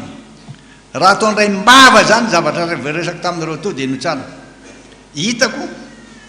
ary fantatro fa tena reraka amin'ny vahoaka malagasy faible atao miteny tsotra ny arahantsika nahita ny nahazo ny filohan'ny anteny-pirenena hoe aminareo teo ray aman-dreny olom-boafidy manana ny maizy azy nanao ny asany ny teniny marina ary ny taonany rehetra mba hifampidinika hitady vaholana niaraka tamin'ny FFKM aizy izy zao nasorona daholo ny mpiaro azy nasorona ny tomobilina mianjaanja irery izy dia ho vela ohatra zany fe tsy azo akeny intsony a ny raviravy tanana aleotsika hitraka aleo nareo hosaha mba hanavotantsika voaka malagasy manana didy isika hanovana ny tantarany ty firenena malalatsika ty ka mampisika anareo tsy atao vava fotsiny eto isy anao araka zay ezaka azo atao mba isiny ny firaisakina anamafa ny firaisakina noho izany dia ilay teny milaza tsotra hoe tsy manana zo hijery fotsiny ireo fahantrany voaka malagasy izahay tsy azo avelanjaka tokony reo koa hoy aminareo hoe ny politika tsara indrindra dia fanambarana ny hery zay mitambatra vato zay misaraka fasika safidya ny andray andraikitra ny andray anjara feno amin'ny fifidianana ho avitsika satria araka nyvoalazanareo teo ihany dia fifidianana manakaiky ny vahoaka izy ty tsy amela mihitsy ianareo akory ny fanodikodonana ny safidim-bahoaka ary tsy jery fotsiny nareo raha misy tsy manara-dalàna ireo zavatra miseho ireo ny safidiana atao anatin'ny maro ianareo kandida koa dia arabaina manokana amin'ity androandroany ity ary mananteny izahay mananteny izahay fa tsy andrara kilomendo ianareo zava-dehibe loatra hoan'ny hoavy Madagasikara izao fifidianana député atrehitsika zao zava-dehibe satria miankina amin'ny fandresentsika sy ny fahazahoantsika maro anisy ao amin'ny antemera-pirenena no ahafahantsika manova ny tantaran'ny firenentsika zay mandeha amintsizy amin'izao fotoana zao tsamylamalaza zany ny fandresentsika dia ny fahazahoantsika ny maro anisy amin'izany député Madagasikara zany ho anareo candidat manoloana ny adidy lehibe miandry anareo sy ny fanantenana apetraka voaka malagasy aminareo dia tsy manana zo tsy ho lany mihitsy anareo tsy maintsy lany anareo tsy manana zo tsy ho lany anareo tsy ela kory atro ny maly nitabatabana ny fandroana ny ambassadeur ny union européenne zavatra marina nyresahany nidresaka momba ny faratsiany lalana izy nidresaka momba le castration izy hoe araka ny lalàna iraisam-pirenena ny droit de l'homme tsy mety io voaroka izy rovina vo tonga sainy ara malagasy sasany zay mbola manohana sy mila ranondranony an'izao fotoandrano zao jereo ny taranakynareo ino ny fehmiferitriretanareo ary dinio sy alaivambony alaivambany fa mijaly ny voaka malagasy ka dia tongava ty amivondrona firaisan-kina fa mbola vonona ndray anareo hatrany izay hiaraka sika ary indrindrindrindra ataontsika ny amafisana ny firaisan-kina zava-dehibe loatra ho an'ny hoavin'ny Madagasikara ny fifidianana député izay atrehantsika ho iantrany ny filomarika Ravalomanana miankina amin'io no ahafahana manova ny tantaran'ny firenena ka azahoana mamarana ny fahoriana mahazony malagasy ho iantrany ny filomarika Ravalomanana de soratsika inamana teknisiana nandefa aniny fanio-kevitra ny filomarika Ravalomanana iny zay naveritsika satria tena goavana be ny afatra zay ny oetiny tamin'ny Fianarantsoa zany ny amin'ny safidianana nireo candidat sy ny amin'ny tena hoe andraisana ny toromarika entina hiatrika izany satria dia ny amin'ny hoe tena mijaly tena potika tanteraka amin'ny firenena amin'izao fotoana zao ary zany zavatra tenen'ny filomarika Ravalomanana zany iny tsy zavatra voakaroany na hitadiavana antotanisy na hitadiavana sehatra iraisam-pirenena handison'ny tenen'ny filomarika Ravalomanana sy ny mpanomatra tsy zany fa zavatra hita amin'ny fiainana andavanandro ny vahoaka zany vao mandeha ianao raha metatra ianao dia mahita olona mitsirara ianao mitambototra satria naona tsy misakafo azo hitsy zany amin'ny fiainana andavanandro ny malagasy mitangorongorona eny ambodi-trano eny ambody tamboho eny ambody sa eny ambody hazo eny ambody voamadilo eny ambody manga satria tsy misy asa zavatra hita sy ainana zany satria lasa mpivalitra avokoa ny akamaroan'ny malagasy amin'izao fotoana izao satria tsy misy asa foronony ny fitondram-panjakana zay mety mahavaly ny filany ny olona ny anatra na ihany koa reo heverina fa tokony hanao asa madinika zany kanefa tsy manana asa zavatra hita sy ainana andavanandro zany ny amin'ny fisin'ny malagasy tsy mahavidy tsony ny PPN ary mitrosa etsero iainana zany ka izany ny antony hoe tsy maintsy miezaka maka ny fahefan'io tsika ahafahantsika manonty olona sy mamadika an'izao famotehana sy fanagejana sy fampahatrana mahazo ny vahoaka izao hivadika indray ho fanantenana vaovao ho an'le malagasy izany ho ihany ny antony na izahay zao aza ny amin'ny tsy mety tsy ampitsony raha eto amin'ity micro ity foana no miteny fa ndao hiditra tsehatra ndray andraikitra fa mijaly sy potika le firenena tsika koa rehefa tsy mandray andraikitra de rizy menakavy no midehaka sy miteny sy lasa mampitahotra fotsiny eto ka samy misorandreny menaka sy mifampitahotra zany zany ny antony mahatonga anay tompoko mirotsaka atsehatra andray anjara anatin'izao fifidianana zao marina ny teny filomarika Ravalomanana teo tsy mananjotsy olany zany ezaka lehibe zany zany dia eo ny any candidat fa eo ihany koa ny vahoaka malagasy zay manana ny andraikitra ny fanandrify azy izy rehefa tonga ny vanim-potoana sy mitona tokony tenenana zany de miteny an'izany tsika mila miomantsika amin'izany toromarika lehibe zany etona de omenany kokoa zany ry anitra Razafy Mandranto zay mijery mivatana ny fandarantsika amin'izao fotoana izao de kokoa ho an'ny madamy Anitra fotoana mafana fokoa zany anisan'ny magroista ary anisan'ny tena nijoro niarika ny zavatra rehetrarehetra nandritra ny vampotona zay nafana teto amin'ny firenena nanomboka 7 fomba fiteny zay moa ny aminy hoe voky sy ninana lakrimozena avokoa mpitolona rehetra mbola tsisy nemitra fa raha mbola misy ny tokony ny fomba haloizana an'le tolona de zay ny mbola hijoroana sy anaovany rehetra fanentanana hoe ndao atrany fa mila tsika Madagasikara satria taraina ny tany tena mitaraina ny tany tsy ne tsisy olona afaka ifosy ikarakara azy tsony lay tandrazana tsy eketsika zany fa raha mbola etsitsika de isika zao vatona melakafatra ary tsy azo everina hoe rehefa tsy miteny na vato be ara de anaovany vorona maloto mitenysika fa tsy anjakany reo zay verina zany fa tsy mikatsaka afa-tsy zay amodika sy hanao tantely afadrakotra nyty fireneny ty azavaitsika mazava tsara zany adevitra zany eny ary satria efa nyteny hoe ho avetony avy any amin'ny RN3 RN3 bis ahitsiny naly mihitsy ho aveto Mandela ozy zay nge mifiantso azy naly so Mandela de tonga miaraka amitsika eto zany izy am'izao fotoana izao de akasitrahana indrindra inaly zany zay miaraka amitsika eto zay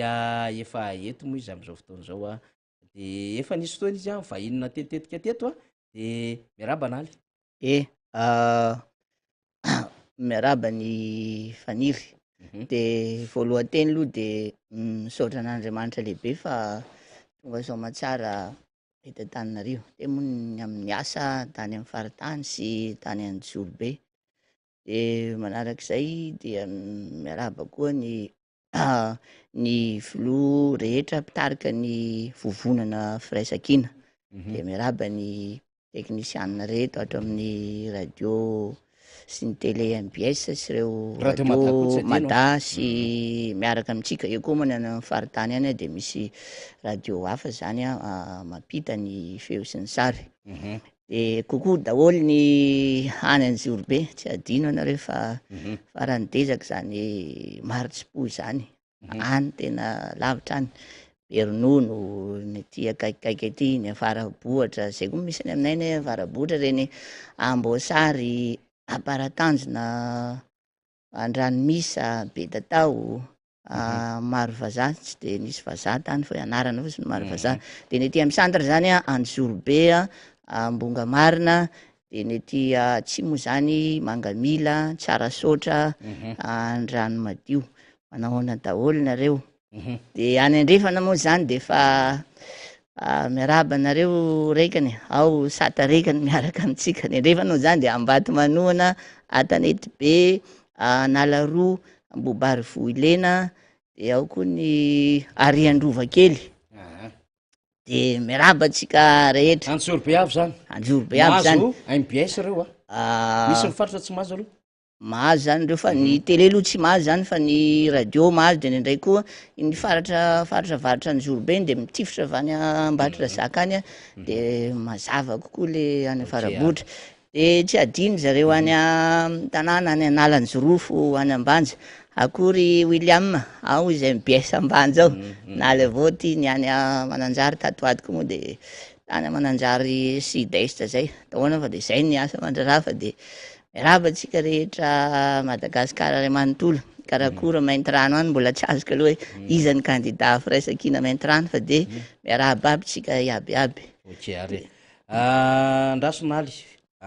lina de lina zany zao ny mpanaraka ny fandaratsika satria hatram'izay hatrany nangingina ny Jorobe tiako aloha manamarika ara-tantara io any Jorobe io tompoko de anisany mpakasitraka ary mpanara-dimy filoha marika Ravalomanana 100 tsy latsaka ny vato azo ny filoha marika Ravalomanana ao amin'ny district anany Jorobe io zany fa eo am'izay lafiny hoe fividana manakaiky vahoaka zay no mila arindra sy alama zany ny am'izay de am'izao fotoana zao zany manana kandida natolotra ny firaisakina any amin'ny distrika nanjorobe de mba tiako loha zany na leçon zay mitovy amiko zany a ny amin'ny hoe izasizara ny kandida atsika ao amin'ny distrika nanjorobe mba tsara ho fantatry ny mpanaraka atsika satria lina zao mainty-rano ty ahafantatra an'zany lina antsohy ty ahafantatra an'zany lina ambanja lina morafeno be lina mananjary ty ahafantatra an'zany lina mitovy amiko ny namana rehetra zany a de aloha mba resanao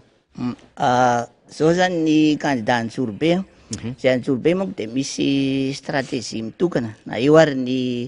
antoko politika team eo moa resaka baolina izy ty de tsy maintsy fantaranao ny adversaire ahoana ny défense ahoana ny goal raha fa ny fandrinika sy ny fandrindra zany zay a dia kandidanay teo aloha ihany natolotra anay zany de Monsieur Edy zay tsy izoviana amitsika Anjorobe zany anisany tena karakara ny antoko tiako Madagasikara eto koa moa na ny pro politika ny fobe ny antoko team sy ny ireo amin'ny karakara ny firaisakina pirenena dia tapa-kevitra izay fa dia izy no kandida atolotra de ny listra manaraka azy zao zany a de i Sata ho antsika ny Anjorobe de i Sata rekany iny moa de izy koa moa zany dia efa nifaninana tamin'ny baolina débuté koa teo ka ataonay ngamany raha atao hoe baolina izy ty de nandinika misy ny entraîneur zany tonga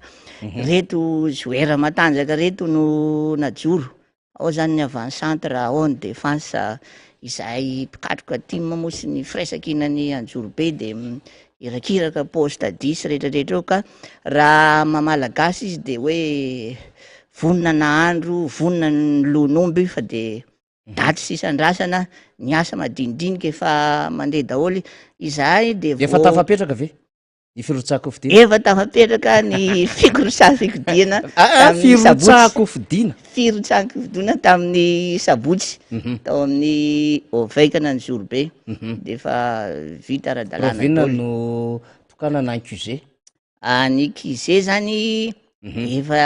faharoa taona zay ny karakara ny accusé io ao Anjorobe tapi-tanàna Ambodimanga efa roataona zay ny atao hoe izay zany manana stratégie zay tsy de miteniteny loatra efa niomany zay efa roataona efa misy accusé eo misy affichage atao ngamany raha antoko politika ngamany ao Anjorobe de tsy manana an'zany raha tsy izay atoko team ary efa vitanay daholo reny rasa mangaika rehetrarehetra reny a fa niny tsy niteny hoe raha vao vita ny fifidianana filoham-pirenena teo de fa niomany zay hoe inona indray ny tetika manaraka efa voatety avy ny rehetrarehetra ny fokotany any a sy ny rehetrarehetra fa ny tena stratégie moa tsy ho lazainay eto fa any aminay de misy kidinapinina any a fa natsan'zany zay a tamin'ny andro taloha zany tamin'ny baolina BFE de hoe renay ny laza ny favoniny zay sedra azy ninona zavatra miseho ana tanànanay io anay io za zao miteny zao zany dia efa nanao assistant député telopolo taona lasy zay fa indroa taona ary zany fampandrosoana zany a de nilovaina teo amin'ny ray aman-dreny efa nisy ministre ny agriculture tany Anjorobe efa nisy ministre ny fampianarana tany efa nisy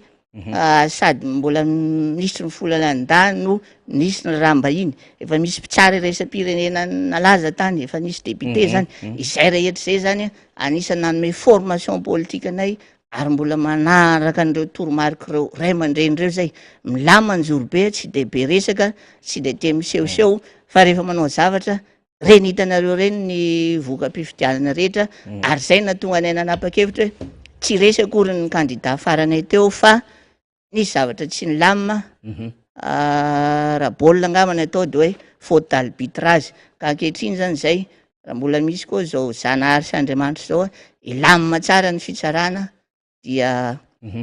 tsy matahotra zay Anjorobe eny ary ekipa goavany reo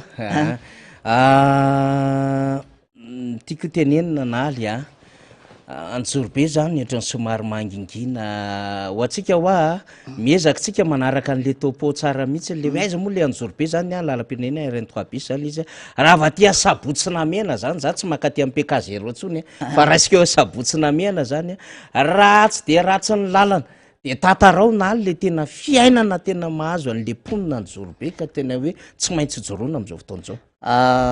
Tena tsy maintsy mijoro zay. Izahay eny vao tantara zany nandraisana politika tany Jorobe moa zany de efa 30 taona mahery fa nanaovana team nefa 20 taona mahery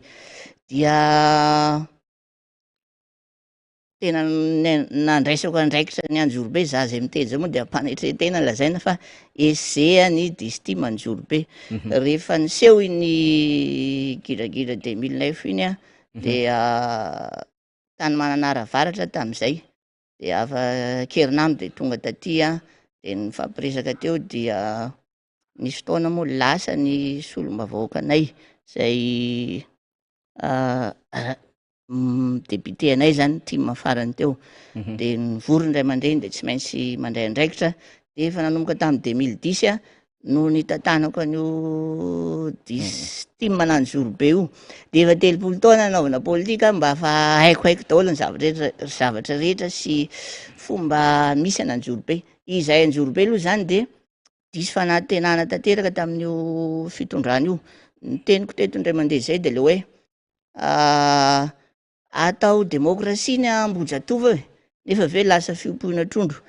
Eo amin'ny fampandrosoana am'izay de mitovitovy am'izay ny lalana de tena ratsy. Ny RN3 ao moa zany ny goudron 89 km Antananarivo any Jorobe de eo am'izay any Jorobe mandeha mianavaratra iny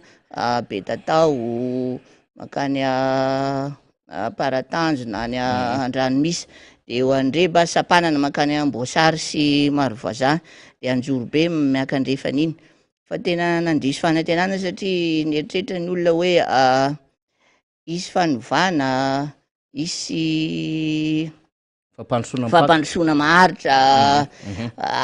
zao de hoe Madagasikara tsy maintsy mandroso nefa Madagasikara toa tsy mandroso misy hatramin'izay teteza mitana ankaty zay. Resaka sécurité de raha malala iny resaka ohatrany hoe fohy be nikidina pinina mihitsy any aminareo any Jorobe sakazo be io ohatrany fandraindray inona mahatonga io zany mahatonga an'izy io zany raha araky ny stratégie zany fa secret miaramila moa tsy azo lazaina eto daholo avany tsara tanàna tany izy io kaikaiky fifidianana ohatra zao indrindra hoe zareo samy zareo tany nisy ny fanao kidnapina de ve nisy koa tany Mahabo fa Mahabo moa lavitra anay de le tany tsara tanàna somary nikisaka taty Jorobe de aveo am'izay somary misy zany reo tanora lasa mianatra ohatran'ny cinéma sy vidéo io de somary makamaka tany misy resam-pianakaviana samy fianakaviana misy fialonana misy tena hoe acte banditisme eo koa zany le misy le mbola vao mianatranatra manao sarinady fa najanatsy zany de efa misy tetika efa omaninay tahaka ny hoe tao alaka misy andrano madio tao zao tamin'ny 2 taona nisy asa nataoko tao Mangamila de nisy tratra tany resam-pianakaviana voaingakaingana koa zao tany Paratanjona any manko mamanay de isanao kidnapina de tratra koa tany resam-pianakaviana fa le taty andrefany reny zany somary enjakenjany reny sy Amboasary 3 taona lasa ny asa tany Bernono tany tam'izay de any moa zany tena lavitra zany vitsy ny gendarmerie fa na zanatsy zany nefa de somary tsika moa manaja ny zon'olombelona fa maty delona kely tany zany zay de any manko misy peraka any Bernono any izy de anisany tena misy namany any nampahory mihitsy de efa bolana ny asa tany Bernono zany tena Texas zany fa misy nitetika sy atao de na zanatsy zany aloha i sorna man gendarmerie pirenena tam'izany de avy taty Bernono taty izy de somary nandeha nitsaotsaoka tany de tany Ambadrazaka tany moa izy no voatifitra fa raha aminay zany de maty izy fa raha aminay zany tokony tsy nivonoina izy fa tonga ny fosiny tonga de nataona ankety hoe iza ny tena sefo iza ny tena rehetrarehetra fa zay moa fitondran'Andriamanitra tsy hidirantsika lavitra lala zay fa eo koa zany am'le hoe Anjorobe de mamokatra araky ny teny fanirindry andro zay Anjorobe to adinidino Ranalamanga fa zany de ny omby na vary na mangazo na ina tena mamokatra zay araky le sangisangy iny hoe akatony io tetezana makany aminay fa maleo tena vita tsara na Anjorobe fa tsy zany moa nyresaky eto fa de ohatrohatry zay zany ny fandeny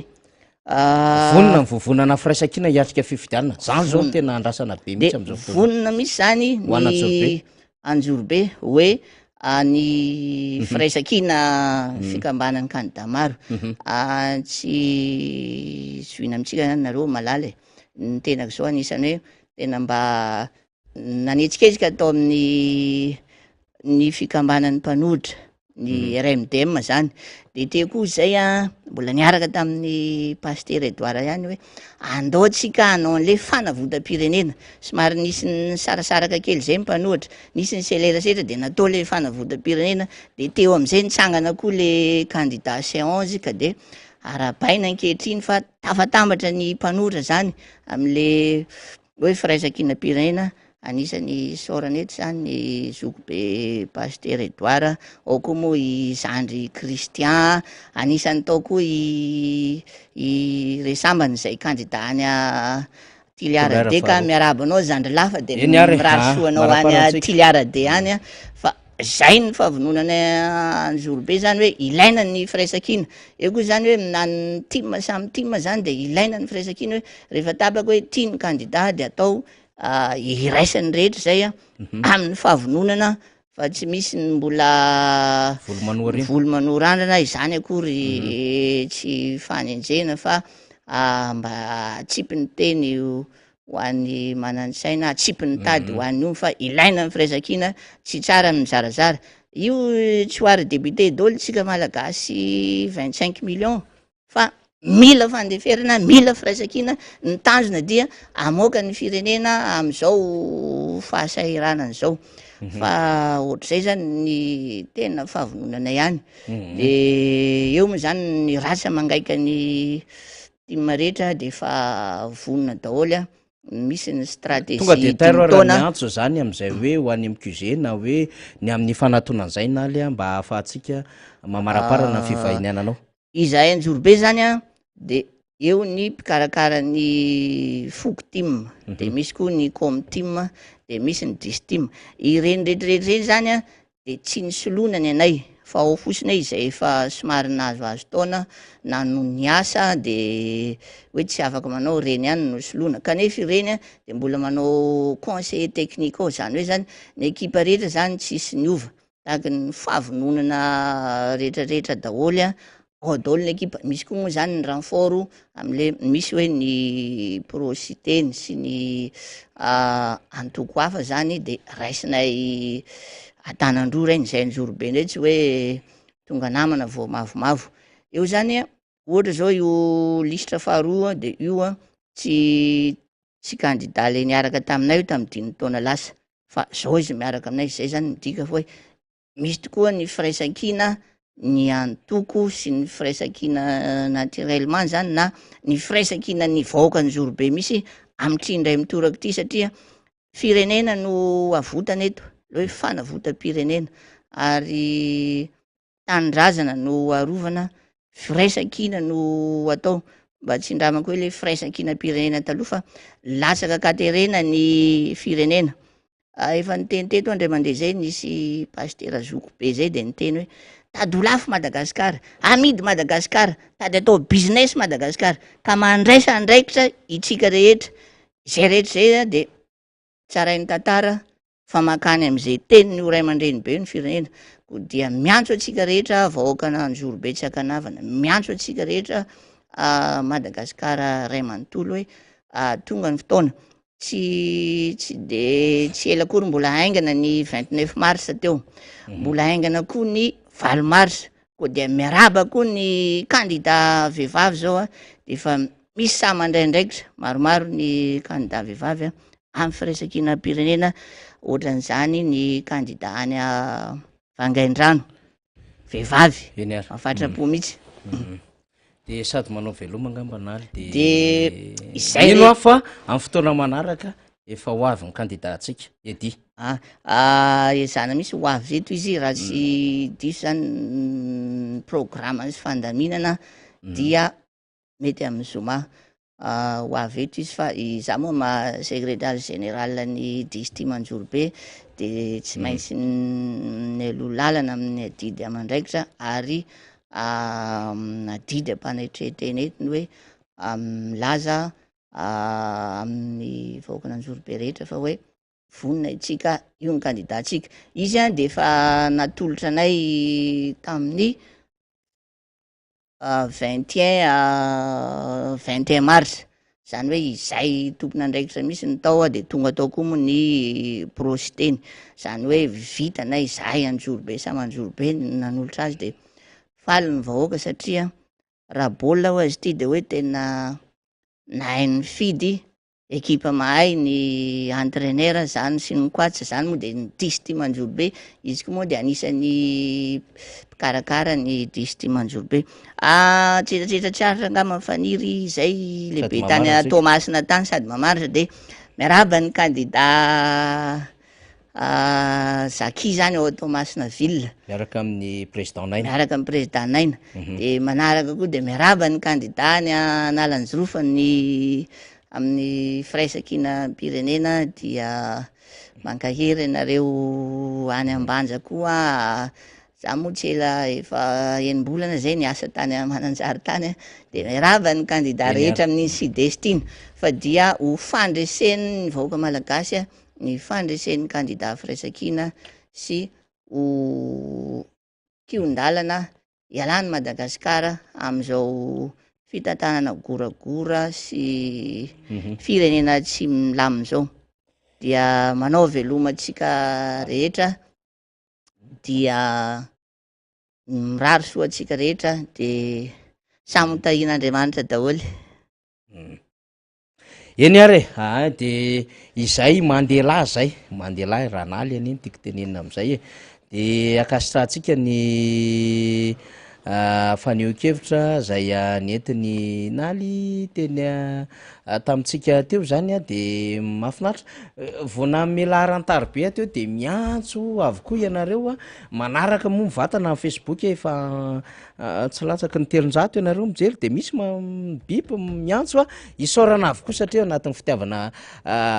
zany rehetrarehetra izany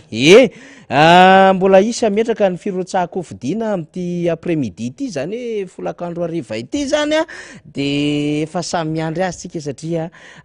manana andraikitra lehibe eo nivon'ny antokotiky Madagasikara mpikambana ao anatin'ny bureau politika de samy io makoa mantsika zay amty androany ity zany hanaraka izay vaovao lehibe izay ho an'izay efa nahazo azy moa zany de nahazo an'ilay vaovao moa zany de efa mifandraisy mifandamina programme namana samy hafa zany fa de miomakomana zany ho iaho ny am'ireo anatrika zay fametrahana ny firotsako fidina izay fa manafoana zay mety ho aiasa mihafa sy ny mety papaikadiny sasany retardena zany na hoe itazotazomana kely eo zany am'ilay taratasy antota taratasy ny namana zany fa tsy maintsy mikarikevitra foantsika satria zava-dehibe hoy ny fandraisana andraikitra ao anatin'izao zava-misy zao izy ity zany raha raisitsika de hoe 4 aingam-pandeha ty hoetitsika ity camion tsisy frein ty ary roplanina tsisy marsarera zay zany no fomba hitenenantsika n'lay afanganam-pandeha atsika hiatrika an'le fifidianana solombavam-bahoaka zany de ny angovotsika rehetrarehetra hatotona ao anatin'izay ahafahatsika mametraka tsara fa misy tanjony ty fifidianana ty ary safidy misy diany ty fa tsy mandendeha ho azy fotsiny tahakan'izay hoe natao rehetra tam'izay ary tsy solombavana antoko no apetraka am'ty fa tena hoe solombavam-bahoaka mihitsy mahita ny Kevin ny tasy miantso indray mbola atao anaty émission lesy Kevin fa tena hoe solombavam-bahoaka fa tsy solombavana antoko ahoana ny eritreretanao fa olona tsy nahavita ny teny akory momba ny raharaha jirama tsy nahazo rano ianao tsy nisitraka rano ianao ry vahoaka tsy zarizary ny jiro tonga tany atokantranonao fa tsy nahatenina nakombombavana naloana zany lay solombavambahoaka nandritry ny 5 taona de androany izy teny aminao fa izy ny tena mahavita azy nefa izy tsy samy teny koa ny an'le mpitondra fanjakana le antoko zay nanendry azy ho candidat ahoana ny eritreretanao ny aminao hoe mpikambana teo anivon'ny mpanatanteraka gouvernement naonga ny solombavam-baoaka 500 kanefa de niezaka ny tazona ny fahefany tsiara-dalàna na de nampiasain'ny solombavam-baoaka 500 aza ny fahefana nanao an'le motion de censure tam'ilay fahafito ny volana desambra 2024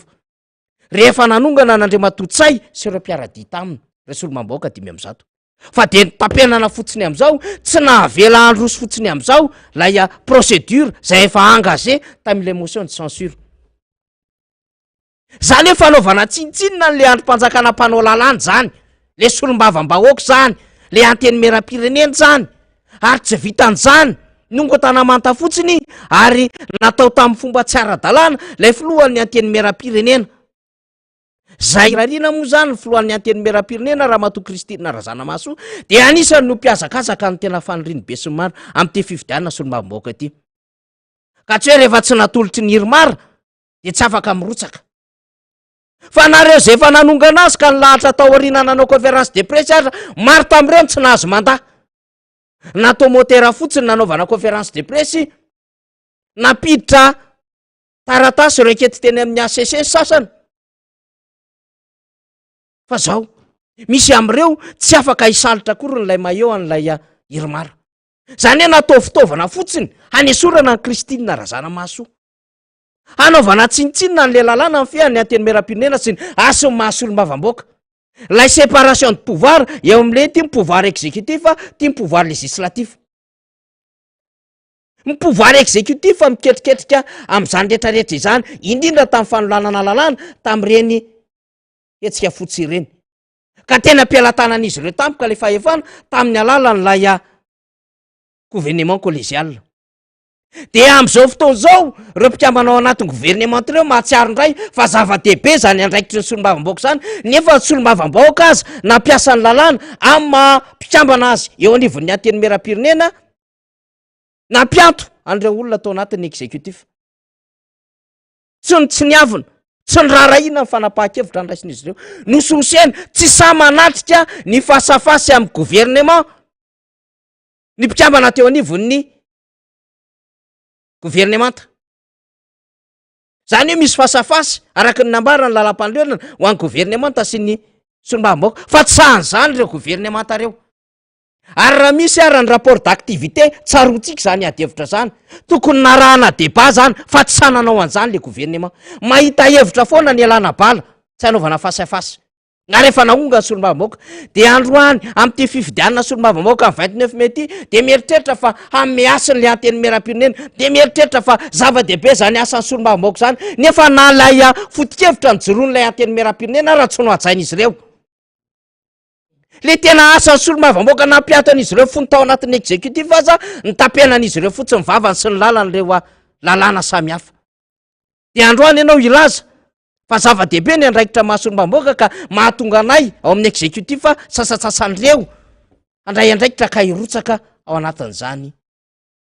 hasana solombavam-baoaka zany nefa tsy fantatrao nataonao tsinitsinina lay anteny meram-pirenena hatram'izay diosytsika hoe mbola ho solombavana toko ihany zany e fa tsy hijoro an'ny vahoaka be maro anisa fotsiny zany anaiko imse sy anao merci présidence bravo ary félicitation n'lay fanjakana zay efa makany akady ny fomba hitantanany an'le firenena zay hanamasina an'izany fomba fitantanana tsy mandeha am'izay lohan'ny zany nyeritreritra reto olo reto azona an'le maro anisa zay hoy no mahatonga atsika tsy maintsy mailo tsara fa tsy zay miantsoantso maro anisa akoriny ka mody mizara jirona koa mody mizara koveta mody mizara paty spaghetti mody manao tournoina baolina kitra tsy zany no andrasany fa zay verina fa afaka hife mahalala tsara ny rôle le attribution zany andraikitry ny solombavam-baoaka zany araky ny nambara ny lalam-pandrenana ary mahafantatra tsara amin'ny antsipriany ny ambara ny règlement intérieur an'io atsimbazazy io ka hiaro an'io androm-panjakana io mba tsy hososena tsy ho boîte aux lettres ary tsy hoeritreretina mihitsy ny amin'ny hoe fanananay ny maro anisa fanananay ny institution ka zay tiana hanaovana azy zany no mahatonga atsika hijoro ho sahiatrika an'reto olo reto fa ampy zay manomboka amitsika amin'ny fahasahina naome ohatra anareo zay izay manetaneto, izay mamaka fahaketo, izay manao fandalinana eto, izay mizara vaovao eto, manome ohatra atsika fa tsy eto tsony tsika mandray andraikitra, tsy ampy atsika ty na de misolo vava amin'ny vahoaka amin'ny ampahany aritsika fa iveritsika fa goavana ny afahana mahazo fahefana tena hisoloana vava amin'ny vahoaka mba tsy hanjaka tokany reto olo reto. Zany no antony mahatonga atsika mandray andraikitra amin'izao fotoana izao. Satria tinge tsy ny malagasy ihany no mahita ny tsy fetezana sy ny tsy fahombiazana zao sy fitantanana ataon'reto fotoana izao. Tsy ny malagasy ihany no fa na ny vahiny aza. Ka rehefa niteny ny zavatra tsy mety no mahasoa vondrony Europeanina Isabelle Delattre de tsy makasitraka de fitondram-panjakana. De aleo mihitsy aloha akisaka fa tsy mety aminay. Fa inona moa ny zavatra nitenen'ny Isabelle Delattre? Mila tsy ahivitsika ve? Resaka castration. Mifanohatra ny lalam-pandrenanareo ozy izy Isabelle Delattre, article 8 ny constitution ary mariny zany. Inona moa ny fahatsony amin'izany? Mampatsiahy fotsiny izy le fanjakana milaza fa fanjakana tandalana, fanjakana manao présence de l'État. Zany hoe mahay manaja an'le lalàna, miorina eo ambony lalàna, ary manao baiboly ny lalam-pandrenana ny fitantanana an'le repoblika. Satria ny atao hoe repoblika lalam-pandrenana ny andrenana azy. De nampatsiahy fotsiny le ramatoa mahasovoan'ny von'ny Europeanina ny amin'ny hoe tsy mifanaraka ny lalam-pandrenanareo nge le izy. Zay fotsiny. Ary tsy vitan'izay ihany ny teneniny momba n'le famitsirana amin'ireo olona mpanolana. Tsy hoe iny fotsiny akory zay marimarina kokoa teneniny. Fa niteny izy ny amin'ny hoe tsy ara-dalàna ny fikojakojanareo ny lalana. Lalana tokony maharitra any amin'ny 520 taona, lasa zara fa maharitra 5 taona satria tsy ara-dalàna. Tsy hita ny vola anaovana an'le fond d'entretien routier. Zay lasa mivadika fond routier amin'izao fotoana izao. Ka ohatrin'ny famatsim-bola tsisy dika ny famatsim-bola ataonay raha ohatra ka mbola matsy volanareo. Fa amboary aloha ny resaka fikojakojana ny lalana. Roa zay tamin'ny nambarany Isabelle Delattre. Ary fahatelo de hoe be loatra ny volanareo mivoaka noho ny vola miditra zay ampindraminy sehatra iraisam-pirenena. Ka fezo zany rehetrarehetra zany. Fanga zany nahafaly an'le fitondram-panjakana. Mety angamba ny heveriny fahampanohatra koa raha matoa Isabelle Delattre. De ozy izy mikisaka ianao. Ka tsy problema ho an'ny hafa. Fa ny apahany izay heverina fa fanampiana azy Madagasikara de avy amin'ny voniny Europeanina izay mifehan'ny Banque Européenne d'Investissement. Ary ny ampahany lalana eto Madagasikara de mbola miandro ny famatsim-bolana zany. Anivon'ny voniny Europeanina zany. Zany nge nahafahantsika nanao asa indrindrandrindra tamin'ny andron'ny Filomar Karavalomanana. Tsarotsika ny anarana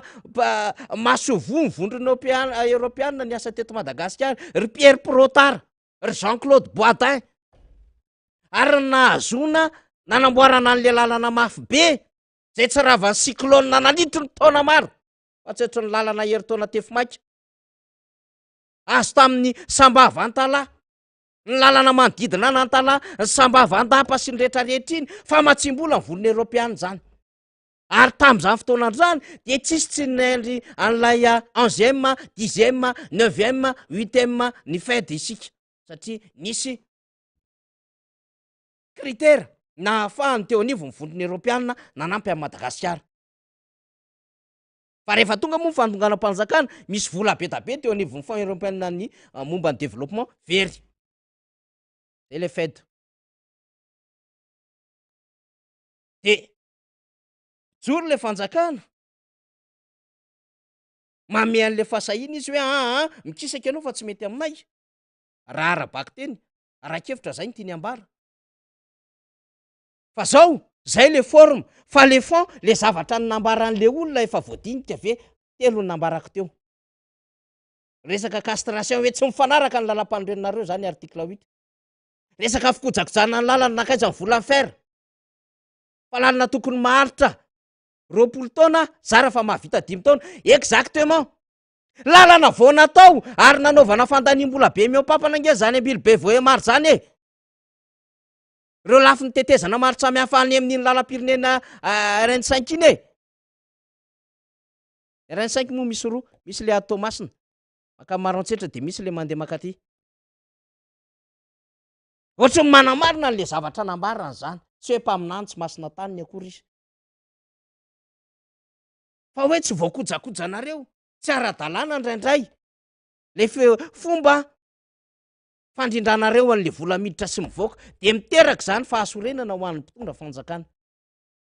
De kitaza hoe tsy mety fa mikisaka. Eny ao anatin'ny lalàna ny viainina aloha zany. Fa tsy ny resaka castration iny ihany ho any tenen'i Isabelle Delattre fa zavatra maromaro.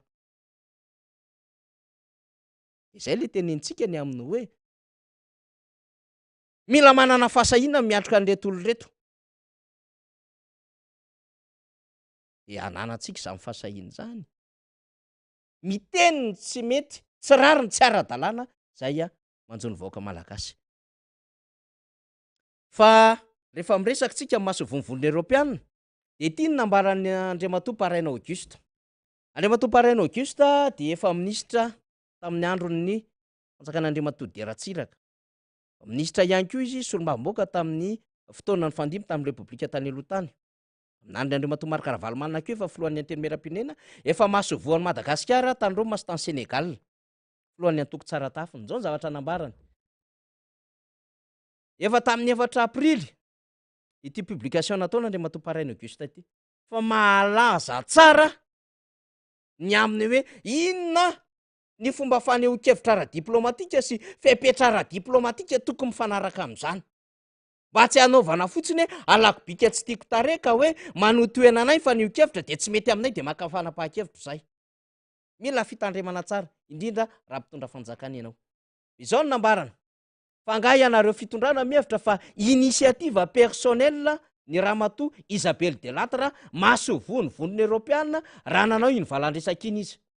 Fa nanantanteraka baiko nahazo ny avalina avy any amin'ny foibe any Bruxelles satria efa leo ny zavatra tsy mety ataonareo. Hoavana be zany point. Entin'Andriamatoa Paraina Auguste zany. Aleo mihitsy manko lay hevitra olona zay diplomaty.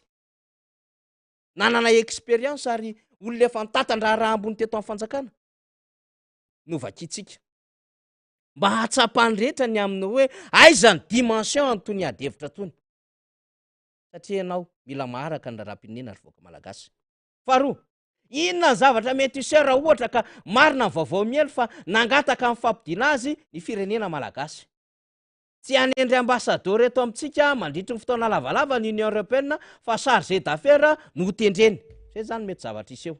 Zany hoe hidina niveau de représentation. Samy hafa manko ny rôle ny chargé d'affaires sy ny ambassade. Ohatra hoe ambassadeur na ambassadrice. Samy hafa zany.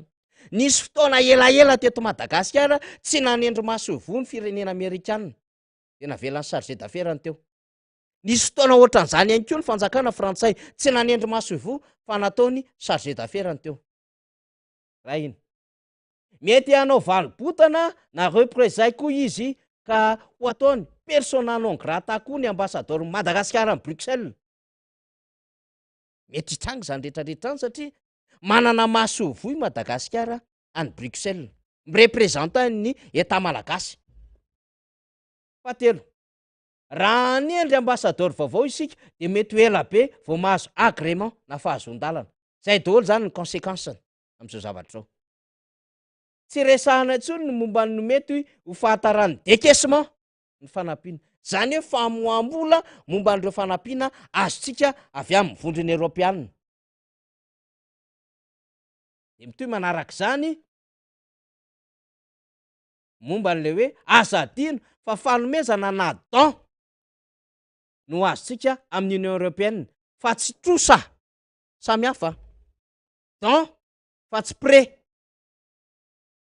Fanomezana fa tsy trosa. Efa misy tombony lehibe zany. Non remboursable izy ny don. Kirinako tsisy remboursenako. Mena maimai-ponako. Mena maimai-ponako tsisy trosa aloha zaniko. Afa kokoa zany amin'ny tany mahantra ohatra antsika hoe mahazo don tsika. Afahantsika manao ofa kely aloha mba misy oxygène kely le économie mihoatra n'le hoe efa be loatra le dette extérieur na ivelany zay anana ny firenendehibe amintsika ka raha mbola hotatovana tsosaindray de anahiran' zany de zay no izy hoe mampanao ofa kely rehefa mahazo fanampiana fotsiny tsika de ny vondriny Europeanina anisany matanjaka anatin'ny fanomezana an'izany don zany nefitsika miady aminy azadiny ihany ko Andriamatompahainy Auguste fa ny banque européenne d'investissement na BEI resahako teo zany izay mamatsy ny vola fanamboaran-dalana sasany ohatra ny RN13 de mbola Europeanina ihany ko tsy misy mahazo miteny tsony zany eto am'izay zany a mila misokatra ny sainao vahoaka malagasy tsy misy mahazo miteny tsony zany na ny panina président de l'Assemblée nationale io a nareo ambassadeur masovo ohatrany hoe Isabelle Delattre andresantsika teo na député sady tsy azo anaovana fanehoan-kevitra politika intsony ny Assemblée nationale toy ny kianjan'ny démocratie ny place ny 13 mai ny arabe tsy anareo rery Madagasikara Andriamatompahainy Auguste misy sainany zany fa tsika vahoaka malagasy zay le antony le mahatonga atsika le hoe tsy maintsy mivonona hiatrika andraikitra isika satria tapitra mandaha ny solombamboaka tamin'ity 2019-2024 ty araka ny voalaza ny lalam-pandroerana tsy maintsy anatanteraka fifidianana vaovao hanavao mpikambana eo anivon'ny anteny meram-pirenena manomboka ny volana jolay ho avy izao dia manana fasahiana zany tsika hiatrika an'izany fa rehefa azotsika ny maronisa haitsika mamadika ny tetikady ho tonga fandresena ho anty Madagasikara malalatsika ity de zay ozy a averiko hatrany eo hatrany ho anay izay nandray andraikitra ny irotsako hovidiana ny tenako ohatra ato anatin'ity fandaran'ity maneho hevitra amintsika isan'andro san'andro mitondra vaovao sy fandalinana amintsika isan'andro san'andro dia tena mpanetretena ny tsy maintsy ijoroana tsy possible itsony ny hiteny eto sy hitaza-potsiny sy hoe de avela ho an'ny hafa fa raha tsy mijoro isika de mamela malalaka ny hafintsika hamodika ny firenena raha mitaza-potsiny tsika indrindra moa raha irairain'izy ireo fa efa any am-posiny ny maro anisa tsia tsika etsika zany aleo ampitsika fanehoan-kevitra nataon'ny mpanog gazety mihitsy le fanehoan-kevitra nataon'Andriamatompahainy Auguste zay nisorata zay mivakitsika teo tamin'ny publication nataony mba azotsika tsara hoe inona zany ny tena marary an'ity fireneny ity inona zany tena zavatra mantsoa an'ity Madagasikara ity diplomaty Andriamatompahainy Auguste président ny antoko tsara tafina inona anao ny publication iny goavambe ary everitsika mafy tsara ny tontolo diplomasia sy ny tontolo arabola satria économiste raha teo koa izy vatona sonotro ny tany ane zany tokony hoenony zany tsongon'olombolo zany ary fiabla ny zavatra resahany zany rehefa reny olo reny no miteny de mba tonga avasaina ihany ry fanjakana mba tonga avasaina ihany fa tsy anareo rery akory i Madagasikara ty ndao ianotsika interview n'Andriamatompahainy Auguste ahoana aye eny ara mbola tsy tafavoaka le izy faly ao ara satria efa manatona mo fotoana tsy maninona faly raha tsy vitatsika androany de hoentsika rapitso tsy misy vaovao ve tsika mikasika ny candidature mbola tsisy eny ara akasitrahantsika faly zany satria tsika moa zany miezaka foana mandrotsaka ny vaovao androany ny farany de rehefa androany ny farany de miezaka tsika raha misy sary vonina fotsiny eo faly zay angamba no amaranantsika azy anaovantsika fisaorana aloha zany tamin'ny faran'ny herinandro tao ny ho an'ny antokotiko Madagasikara ho an'ny commune zany de navita fifampiarabana tratony taona de anaovana kopakopa tanana satria ianareo moa zany ny resaka tamiko de hoe meo kokoa zay faniry de ianareo mpikatroka rehetra satria ny antokotiko Madagasikara de anaovana fisaorana lehibe ny comteam averiko tsara tarihan'ny zokobe rapa zany a sy ny namana rehetra ao ambatolamy tsy mahafotsy mpikarakara brancom team mifoky team namana yandi ianko zany ao anatin'zany a de isorna ianko a Andriamatoa Jean Claude brao politika ny antopotiky Madagasikara tonga teny toerana tam'izay a fiampiravana tratry ny taona ny antopotiky Madagasikara teny ambatolamy tsy mahafotsy zay tam'y sabotsy zay tam'lady a de ty hitantsika am'y sary ty vetivety faly a iny hitantsika am'y sary iny ndray te tsy anteroka ambohibao iny de akasitrahana ny ekipa ny comteam ny tareany Ramatoa Filohany Artina ny mpikatroka rehetra ary tandrona ranjefa tsara fara ny fikambanan'ny tanora tareandry lalaina Rarisoa ny fikambanam-behivavy ry madame Lalao ry madame Emasy ny rehetrarehetra reo namana rehetra zany a zay ny karakara nahandro namasaka ny totona fotsy an'ty fiaona ty rehefa avy nametraka ny tota-taratasy moa zany a ny candidat député zany ho an'ny district Anambohidratrimo de avy hatrany a dia nanatrika an'ty fifampiarabana tratry ny taona ny karakarainy ny comteam anteheroka ty zay tena marobe ianareo fokotany tonga teny ary talamotraka ry Morondava ry Ambojanahary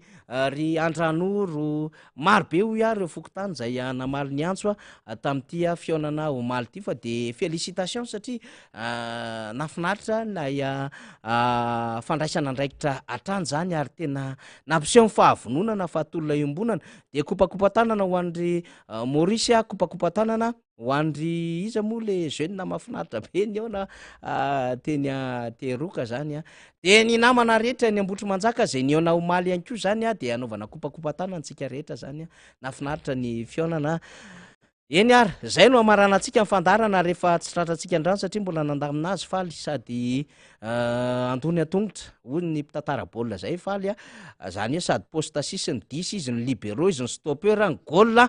ny défense irakiraka attaquant de any amin'ny milieu latéral gauche droite misy amin'ny faly daholo zany rehetrarehetra zany de tsy omentsika tsy mihitsy ny faly satria tena tsy mora manenjika azy miaraka an'ireo namana mpianatra raha zany sy ireo ny ambadika ao de toizantsika raha-pitsondray betsaka ny zavatra tiantsika horesana satria te akaherin'ny namana any amin'ny faritra avaratry ny nosy iny tsika ary rariny sitsy mihitsy raha ohatra kahereziny reo naman'ireo satria dia